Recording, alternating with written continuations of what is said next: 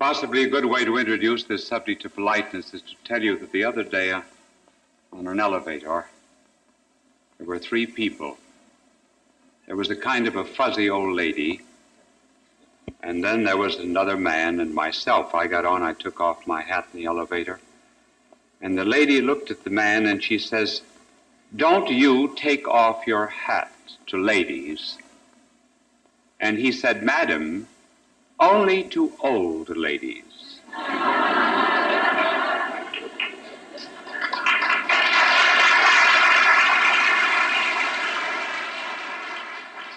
I heard of a little boy who came home from school and his father said, "What did you learn in school today?" He said, "I learned to say no, sir, and yes, sir." The father said, "You did?" The boy said, "Yeah."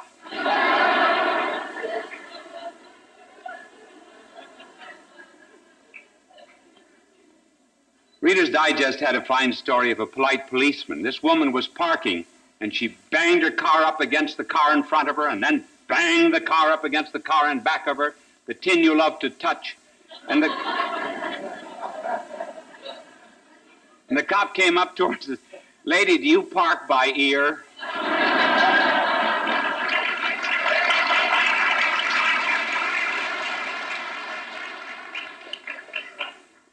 There's something permanent about politeness, something that endures through the ages, and there's also something that changes with the ages. First of all, to mention just a few changes through the years. Cicero tells us that if anyone would come to visit him in his home, and they would be served silver plates with practically nothing on them. And then I picked up the other day a work on politeness that was written in 1633 in England. And it had something to do with knocking. Of course, it's always been considered ill-mannered to burst into a room without knocking, but this particular book on politeness said that you should always scratch the door with your little finger. And the book went on to say that real gentlemen allowed their fingernail to grow long in order to give it a sensitive knock.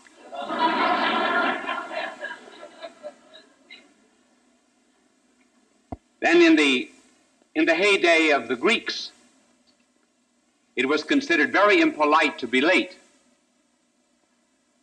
And the Greeks used to start meals at an appointed time, regardless of whether the guests were there or not. How different it is from our day. I heard of a mother whose son went into the army, and the last parting instruction of the mother to her son was, "Now, Johnny, when the bugle blows, you get right up for breakfast and don't keep the other boys waiting."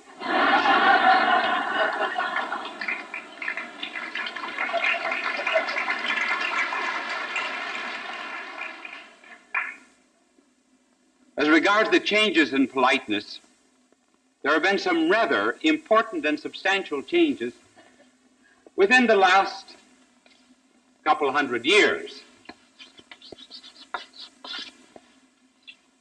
And these changes were due principally to two revolutions.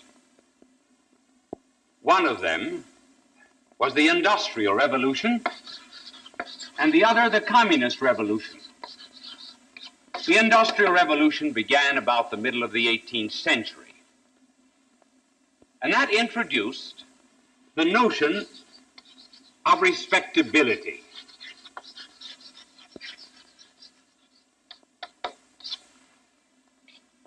Those were the days when you were supposed to be a gentleman. Now, there were two causes for this kind of courtesy and politeness. One of them was an economic reason. Up until that time, generally, there were only two classes. There was the royalty and the great landowning class, and then the peasants. With the Industrial Revolution, discovery of new lands, invention of new machineries, a middle class arose with considerable money. And then in addition to that, there was also a type of religion that became popular, which was rather narrow. It had to do with restricted kind of morals. For example, it was considered very wrong to dance around a maypole or to be very gay, play cards and so forth. And the result was that there was produced the most famous letters of those times, namely the advice letters to his son by Lord Chesterfield. His son was only about 8 or 9 years of age when Lord Chesterfield wrote these letters. And typical of this notion of respectability and keeping clean the outside of the cup, Lord Chesterfield said to his son, he said, know something about religion and know something about morality, and at least keep the appearance of both. It was no wonder that when Dr. Johnson read the advice to his son of Lord Chesterfield, he said he had the morals of a rotter and the manners of a dancing teacher. And even in the last century, we find a definition of a gentleman given by Cardinal Newman, which has been generally taken to mean that Newman preferred that definition of a gentleman. He did not. But in those days, what was important was the fact that one had to be a gentleman, and that generally manifested itself in some such way as this. Someone who was superior showed condescension to someone who was inferior. Then you were a gentleman. For example, the story told of Daniel Webster. Daniel Webster one day met a slave on the street, and the slave tipped his hat to Webster, whereupon Webster took off his hat and saluted the slave. And a friend of Webster said, why did you take off your hat to him? He's a slave. Webster says, I would not allow him to be a greater gentleman than I. See, he was still superior, even though he took off his hat. Now we come to another revolution, namely the Communist Revolution. The Communist Revolution had had some effect on politeness. First of all, because the Communist Revolution does not admit of any superior. It does away, for example, with intellectual superiority, for one thing, because the communist system cannot exist if a man thinks for himself. Any man who's doing his own thinking is not going to take the state opinion. Secondly, they did away with all moral and religious superiority, because communism cannot preach hate if religion is going to preach love. And thirdly, they did away with the superiority of those who owned land and their own private property, because private property is the economic guarantee of human liberty. And a man cannot be a total slave of the state if he owns property, hence the liquidation of all who own property. Therefore, under the Communist Revolution, all the superiors were done away with. Now, what is left? Well, they cannot be called inferiors. So under communism, you have left only a classless class. Communism actually is not interested, you see, in elevating those who are below, but is much more interested in degrading and eliminating those who are above. Now they produce a classless society. Everyone is supposed to be a comrade. There's not much room for politeness in a materialistic civilization. For example, one wheel in a machine cannot bow to the other and say, you take first place. Can there be any such thing as politeness in the communist society? Well, one way to answer that question is to study a classless society. So suppose we study a classless society, namely hens. We're going to compare the classless society of hens in a barnyard to the classless society of communism. Now, this barnyard is full of Rhode Island Reds. Wasn't that cute of me to think of that?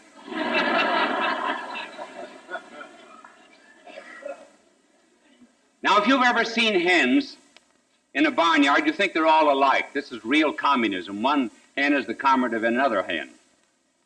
I used to think that too when I fed them and cut off the heads of chicken for dinner. And that's the reason I do not like chickens. I had to cut off the heads of so many of them. Now, if you have 20 hens in a row, or 20 hens in a barnyard, you think they're all alike? No. Scientifically, they're not all alike. They're very different. Extremely different. If they're all hatched out together, this is what happens. They start pecking one another until they have finally graded themselves from 1 to 20 in this classless society. And if food is brought, hen number 1 will always be the one who's first entitled to get to it. Hen 19 and 20 will hover around and sneak in at the end. And hen 1 would be very jealous of hen 2 and 3.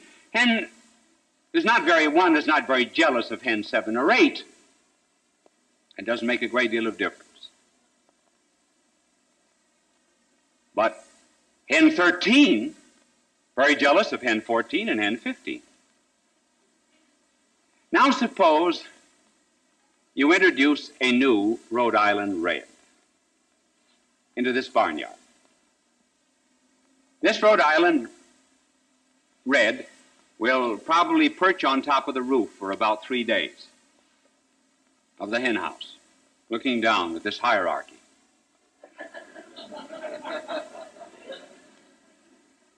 And then after 3 days, poor hen gets hungry and thirsty, comes down for food. What happens? All the other hens begin pecking hen 21.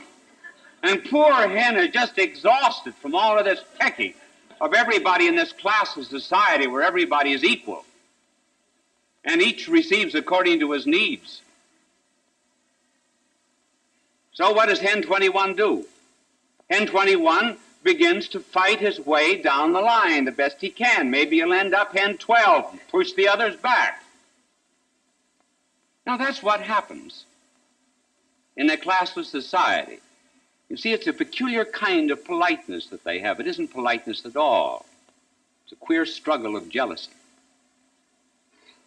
Now apply that to a communist society. What kind of politeness do you have? Well, first of all, instead of pecking, you have purging. So Stalin, when Lenin dies, Stalin starts pecking. He pecks Kamenev, Zinoviev, Radek, Tukhachevsky, Trotsky. And finally, Stalin becomes hen number 1.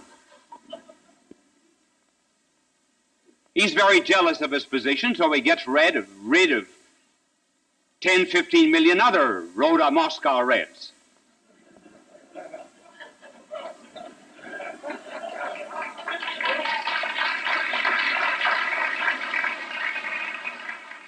Then when Stalin dies, lo and behold, they look up on the Moscow hen house, and who's up there but hen Beria?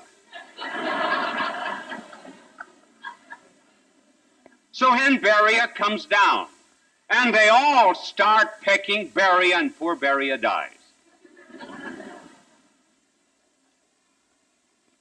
Then a hen that was about 7th or 8th finally gets way up to the top.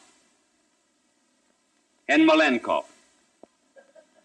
Hen Malenkov stays there for a few weeks, and the other hens in this class of society finally worm their way up, and right at the top you begin to hear of hen Bulganin and hen Khrushchev. So hen Bulganin and hen Khrushchev come to Geneva. At the Geneva conference, after the conference, as they're taking the plane back to Moscow, Bulganin walks first into the plane. He starts up the steps.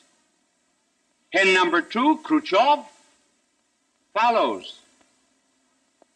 But just as Bulganin is about to enter, Khrushchev pecks him, puts him back, and Khrushchev goes in first. That's communist politeness. Then they decide, well, there's been so much pecking that now we'll have collective authority. Nobody will be hen number one. So 7 of them decide, from now on we will have collective authority. And we will all be equal. So they hold their 20th Congress. Communist representatives come from all over the world. Mikoyan, Bulganin, Khrushchev, they all give speeches. What do they talk about? Every one of the 3 starts pecking at the dead hen of Stalin. And they say we will no longer have a personality leading communism. You'd think they'd let Stalin alone. So out of this new kind of materialistic civilization has come now the collective authority would be assured that if the hens in a classless society cannot get along well with one another, be assured that all of the reds are sleeping with the guns under their pillows and they're keeping the powder dry. The Rhode Island Reds fight among themselves. And sometimes the hens have been said to be the cruelest group animals in the whole entire world, until the Moscow Reds came along. And that's the story of that kind of politeness. Now, is there a real politeness? Sometimes, incidentally, we get it in a democratic civilization. You know, this process of where you get, these are heads here, people.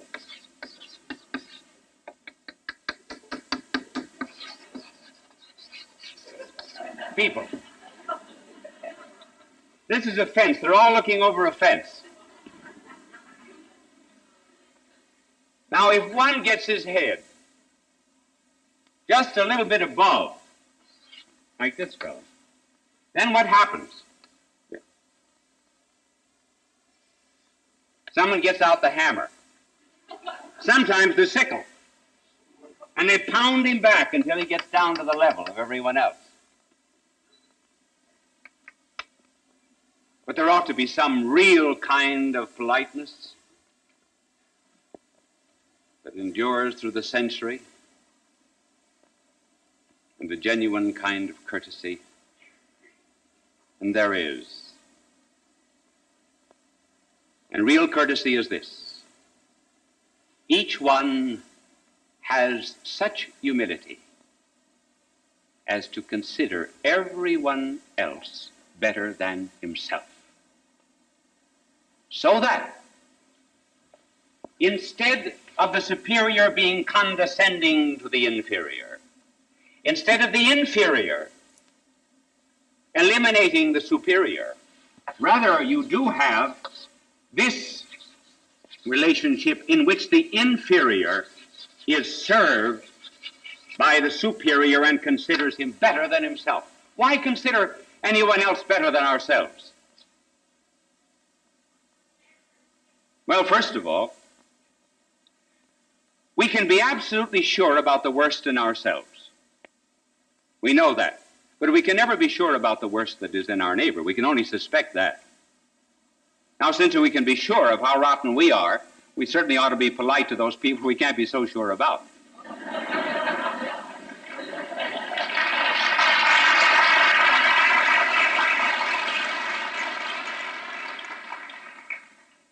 And then another reason, we may be above them as regards knowledge. We may have a better education. We may have a better social background. We may have more etiquette, indeed. But they may have more grace, more virtue in their souls. Maybe if they had the opportunities that we had, they would be 1,000 times better than we are. furthermore, the reason we have to consider others better than ourselves is because we put some love into them. We do not like people just simply because they are lovable. Take, for example, a baby. Baby is loved as life itself, but a baby gives considerable trouble, cries, disturbs at night. But in a family, one is loved not because he not because he brings in an income or because he's popular. In a family, one is loved simply because one has existence. The mother puts love into the babe. And so in real charity, real courtesy, real politeness, love is put into someone else. Therefore, that person is regarded as superior.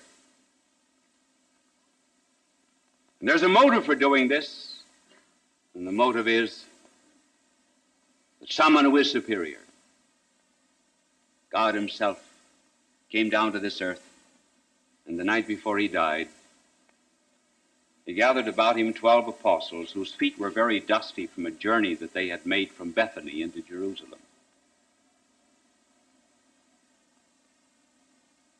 And he looked at them, he who was their king and their master.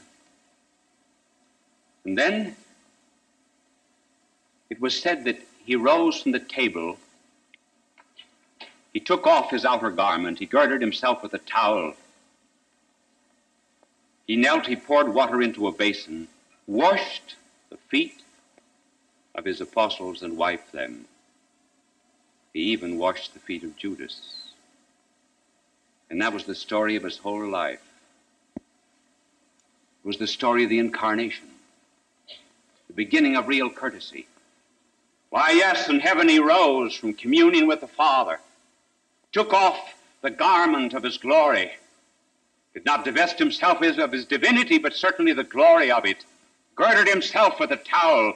The towel was the mark of a slave and a servant, and he girded himself with our humanity, poured out his life for the redemption of men, washed away sins, cleansed mankind.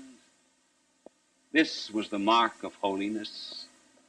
And he said to them, if I, who am your Lord and your Master, do this,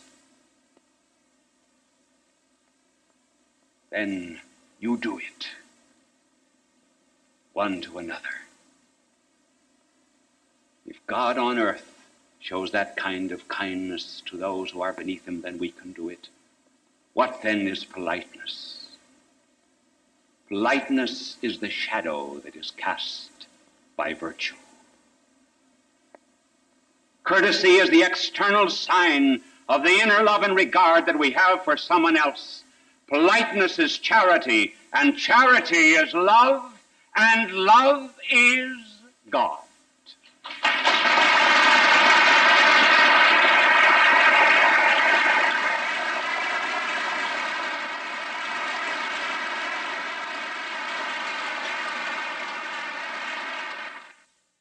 People of all faiths recognized Bishop Fulton J. Sheen as one of the greatest communicators of the 20th century. He was born in El Paso, Illinois, in May of 1896. As a young boy, he knew he wanted to be a priest. He served as an altar boy at St. Mary's Cathedral in Peoria, Illinois. At St. Viator College, his education and debating skills taught him the skills he used throughout his life. His unique ability at being natural and at ease in front of any audience was noted early in his ministry. He was ordained in 1919 and went on to become one of the best-known and greatly loved priests in church history. He wrote 96 books and hundreds of articles and columns. He broadcast numerous radio and TV programs. People from all faiths watched him on television because he spoke to every man. They always waited with joy for his goodbye, his blessing, God love you. It continues to give us joy and memories. Bye now, and God love you. Bishop Fulton J. Sheen went to be with the Lord.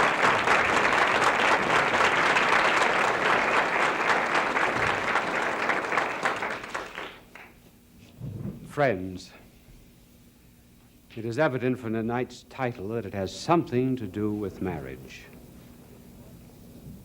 And before speaking of incompatibility, some very nice compatibles.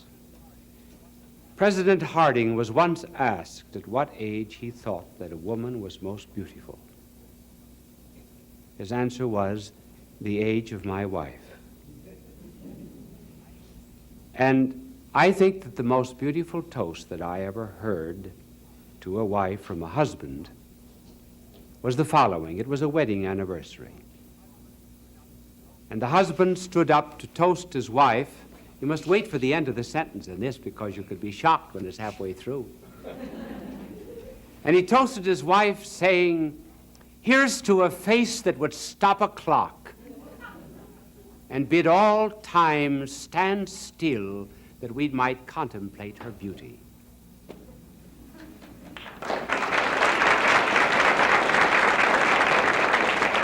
Then, on the other hand, there are those who say that women are to blame for everything that happens. That's one of the old complaints. One day Adam was out walking with Cain and Abel on either side of him. They passed the wreck and ruin into the beautiful garden of paradise. And Adam pulled the boys to himself and gestured in and said, "Boys, that's where your mother ate us out of house and home." Then there are those who say it's the husband.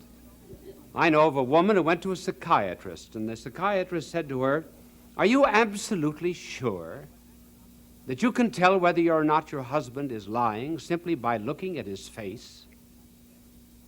And she said, "Yes. If his lips are moving, I can." There was an advertisement that appeared in a Pennsylvania newspaper for sale in Encyclopedia Britannica. Reason for selling: my wife knows everything. Now, there are various kinds of incompatibilities. First of all, it is too often assumed there shouldn't be any in the individual life and in the social life. There's an assumption abroad among so many that, well, if we suffer from any kind of tension, we're abnormal. No, we're not abnormal if we have certain tensions. It's part of our fallen human nature. We're just built that way. For example, a tension between body and soul. They have different landing fields, different kinds of pleasures. And then there's also in every individual a tension between what he is and what he ought to be, between his existence and his ideals. There's another kind of tension also between the fact that he lives and deals with things that are cabined and cribbed, confined, and yet, on the other hand, he's striving for the infinite.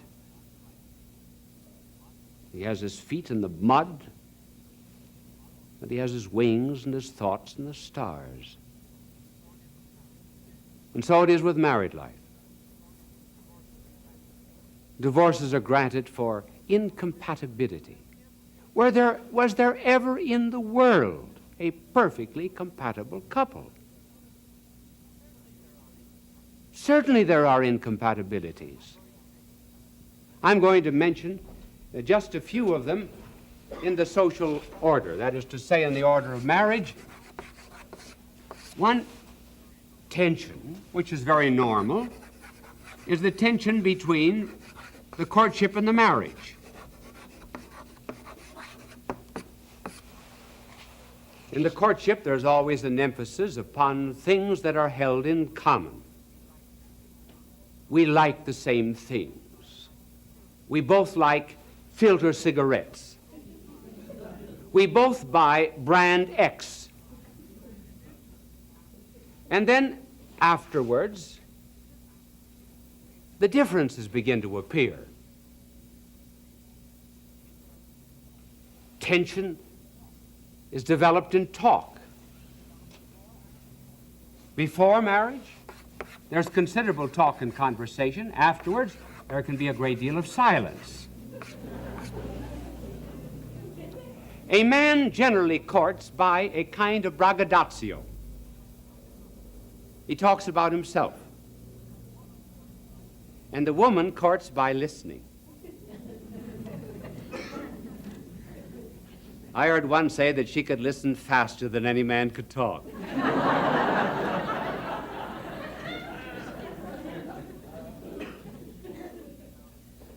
So she allows the man to expand his ego. And then afterwards, there come great silences. Not many things that are held in common. He comes home and he said, I just got a $50,000 contract today. And she says, how do you want your eggs?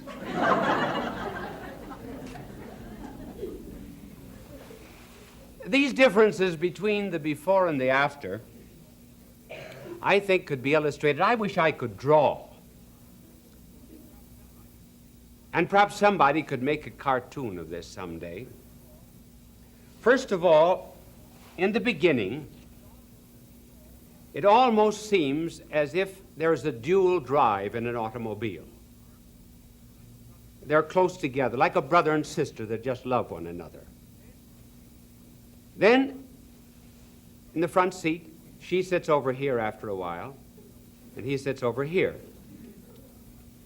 Then, he's in the front seat, she's in the back seat. Then, he's got his automobile, and she's got hers.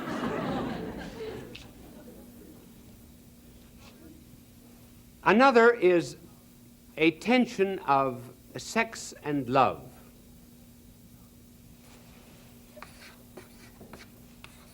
Sex can be concerned and is concerned only with the function of a person, but love is concerned only with a person. This is very strange, that the only passion and emotion that man has, in which he separates a function from a person, is this one. For example, if someone steals from you, you do not say, if he's a pickpocket, I hate his hand. Someone lies about you, you do not say, I hate his tongue. There is always in every other emotion the person involved. Here there can be a separation, which is not good. One should love only the person. But tensions of this kind are perfectly normal. They're a part of human existence. Now the question is how to resolve them. Because after all, a man meets the dimple and he marries a woman, or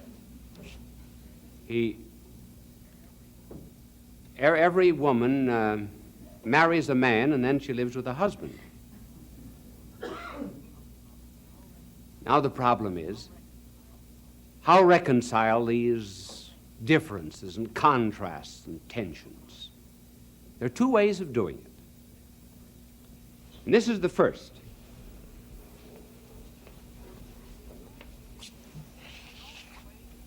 The only way that one can ever escape from mediocrity, from a barrenness in love and affection, is by some kind of sacrifice or self-denial. Love never mounts to a higher level without a death to a lower one. There are some, for example, who think that love is like this. It's a kind of an ascension.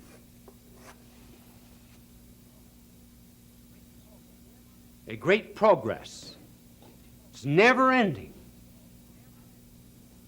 That is too optimistic a view. Then there are those who take the opposite view and who hold that love is like this.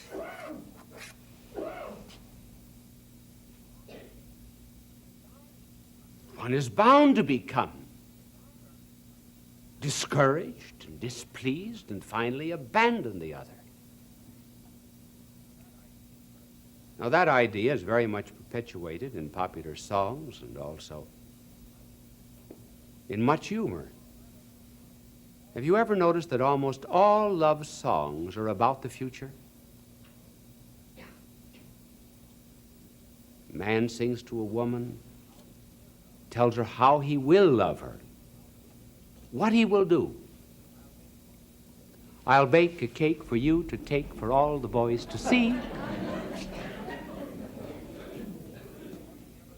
Well, first of all, she never bakes a cake. She buys it.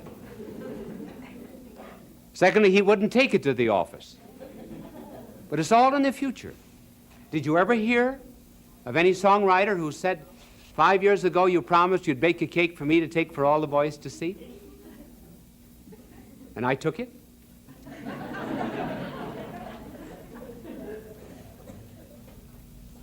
That kind of song does perpetuate this impression that love is nothing but a descent. Actually, married love is a kind of a balance between the two. It's a kind of a life of ups and downs. Moments of exaltation, moments of depression. But we still have not answered the question as to how to bring it to a higher level. This is the answer. It goes to a higher level through a sacrifice. Here we're going to put, each one of these stands for a crisis, kind of a difficulty in marriage. And we're going to signify the sacrifice or the self-denial by a cross. Marriage will go along in this dull, drab line, or else be nothing but troughs and swells, unless every now and then there comes a moment where the ego is crushed. There has to be the unfolding of a mystery. Then there's something noble. For example, there may be an unfolding of a mystery and a new sacrifice when the child is born. Egotism has to be crushed in the husband and wife. The new life demands some kind of a surrender. Then there's unveiled the mystery that never before was seen. The mystery of fatherhood and motherhood. Then later on there comes another, which is the education of the children, the training them along moral and religious lines. And here a new mystery in each is manifested, namely what might be called mothercraft and fathercraft. Married love of this kind is not just an ascension, really, but it's a series of breaks in which one does prove that the only truly progressive thing in all the world is love. Nothing else progresses like it. But it feeds on only one kind of food, the crushing of the ego. The beginning of the living for another. That's the happiness of it.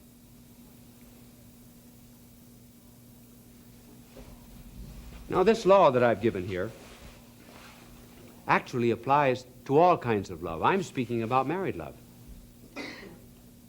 It applies to spiritual love just as well. Take, for example, anyone like myself. We're dedicated to God. We can become mediocre too. Yes, when we first begin, we can think that, oh yes, sanctity and holiness is going to be very easy. Or we may fall into the error of believing that, well, we'll just let ourselves go. Or we may fall into moments of great zeal and then of barrenness. or our lives may be mediocre, neither hot nor cold, which God said he would vomit us out of his mouth. How is it that we get out of this trough of ordinariness? Exactly the same way. By the crushing of the ego. But most people in married life do not live together long enough to prove this law. We have to prove it in ourselves. And what makes the saint is the one who's willing at each and every crisis of his life to make some act of self-denial. Then love truly is an ascension. Both the love of man for woman and the love of a soul for God. That's the first way. The second way of relieving a tension is by, the richer helping the poorer, the stronger helping the weaker. There is such a thing as an infusion. Just as in the physical order, if I were suffering from anemia, doctors would not graft skin, but they would give me blood from a healthy member of society to cure me of that condition. Now it is possible to have an infusion between husband and wife. Obviously, there is the physical communication, of which we need not speak because that is very obvious. But then there is a mental kind of influence of the husband on the wife or the wife on the husband.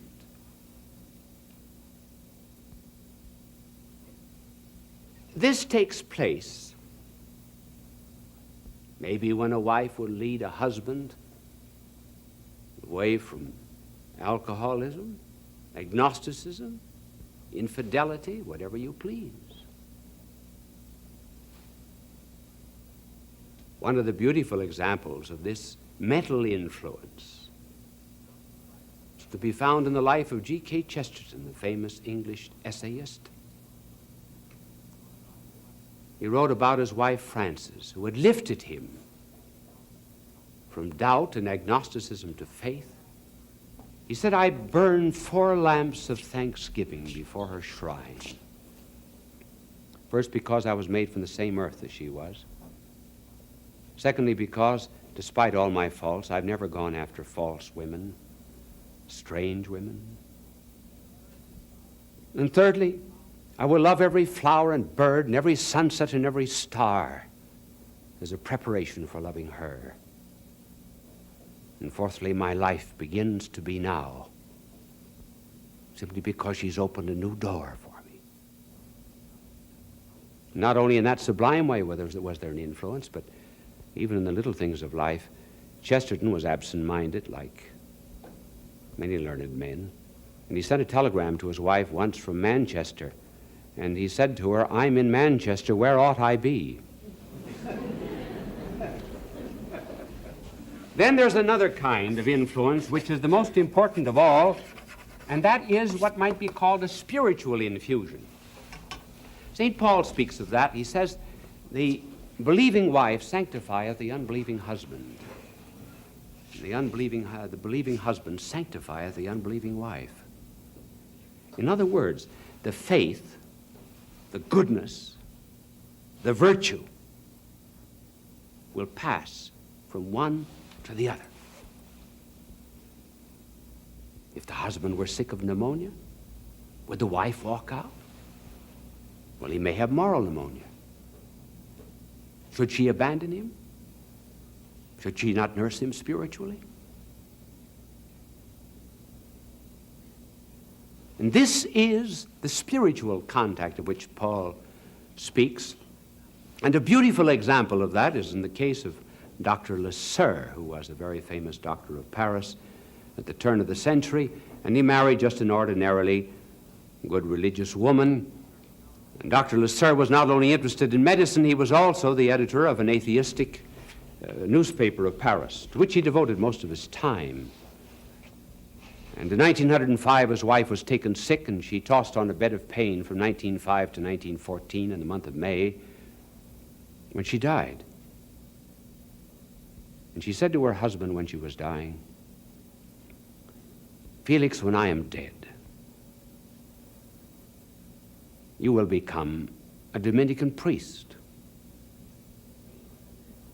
He said, "Elizabeth, you know my sentiments. I've sworn hatred of things religious. I shall live in atheism. I shall die in it." And she repeated her words and passed away. And then, rummaging in her diary, he found her last will and testament. She said, "In 1905, I asked Almighty God to send me sufficient sufferings to purchase your soul. And on the day that I die, I shall have paid the price. My goodness, my sufferings, my prayers will all have passed into you. Greater love than this no woman hath, that she lay down her life for her husband." He went to Lourdes. He had written a book against it once. There he received the gift of faith in all of its fullness. And when he went to Rome, Benedict XV, and then the reigning pontiff, was told by Dr. Lasser that he was going to become a Dominican priest.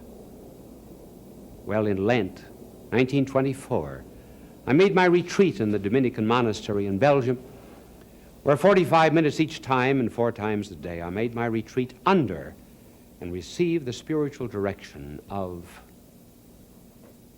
Father Lasser, who told me this story. And I tell you that it's not often that you can make a retreat under a priest who will every now and then preface his remarks by saying, as my wife, Elizabeth, has said. And so there are incompatibilities, but there must be.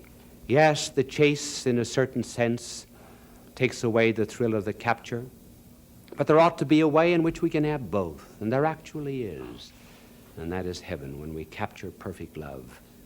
Then we will need an infinity of chase in order to enjoy the eternity of the capture of that passionless passion and wild tranquility which is love divine. People of all faiths recognize Bishop Fulton J. Sheen as one of the greatest communicators of the 20th century. He was born in El Paso, Illinois, in May of 1896. As a young boy, he knew he wanted to be a priest. He served as an altar boy at St. Mary's Cathedral in Peoria, Illinois. At St. Viator College, his education and debating skills taught him the skills he used throughout his life. His unique ability at being natural and at ease in front of any audience was noted early in his ministry. He was ordained in 1919 and went on to become one of the best-known and greatly loved priests in church history. He wrote 96 books and hundreds of articles and columns. He broadcast numerous radio and TV programs. People from all faiths watched him on television because he spoke to every man. They always waited with joy for his goodbye, his blessing, "God love you." It continues to give us joy and memories. Bye now, and God love you. Bishop Fulton J. Sheen went to be with the Lord in December of 1979. Fulton J. Sheen, requiescat in pace.